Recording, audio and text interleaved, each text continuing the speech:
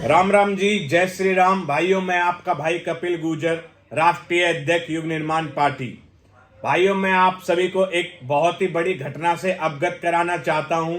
अभी 7 मार्च को ही उत्तर प्रदेश के बागपत में स्थित एक आश्रम है, ब्रह्म कुमारी आश्रम। उसमें एक हमारी बहन थी, शिल्पा गुर्जर, जो कि उस आश्रम में ही रहती थी। लेकिन 7 मार्च को हमें पता चलता है कि उस बहन ने आत्महत्या कर ली, फांसी लगा ली। हमने उनके परिजनों से मुलाकात करी, उनसे बात करी, तो परिजनों ने हमें बताया कि हमारे घर से मात्र 2-3 किलोमीटर की दूरी पे यह आश्रम है। और उन्होंने बताया कि हमारी बेटी ऐसी नहीं थी कि इस तरीके से कोई आत्महत्या करती। उन्होंने हमें बताया कि उनकी बेटी को 6 से 7 साल हो गए थे आश्रम के अंदर, और उसका कद आश्रम के अंदर बहुत ज्यादा आगे बढ़ता जा रहा था, जिसे देख करके कुछ और लोग उनसे जलने लगे और उससे बदला लेने के लिए उसके साथ मारपीट करने लगे और उसे नीचा दिखाने के लिए उसके डिमांड करते रहे कि अपने घर से इस तरीके की प्रॉपर्टी ले, अपना हिस्सा जो भी है वो ले, अपने घर वालों से पैसे लेकर के आ।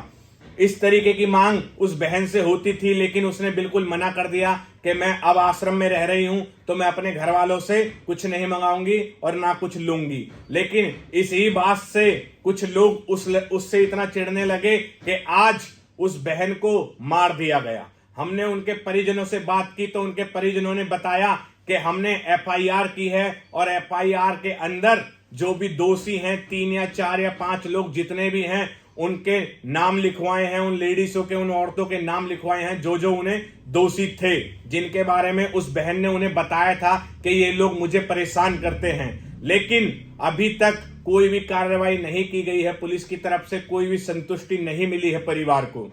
तो मैं तो यही कहना चाहता हूं कि मेरे बागपत में जितने भी भाई हैं, गाजियाबाद में, मेरठ में, व पूरे पश्चिमी उत्तर प्रदेश में, समस्त पूरी 36 बिरादरी, समस्त हिंदू समाज इस पे सख्त से सख्त कार्रवाई करे और इस वीडियो को ज्यादा से ज्यादा शेयर करे ताकि हमारी उस बहन को इंसाफ मिल सके।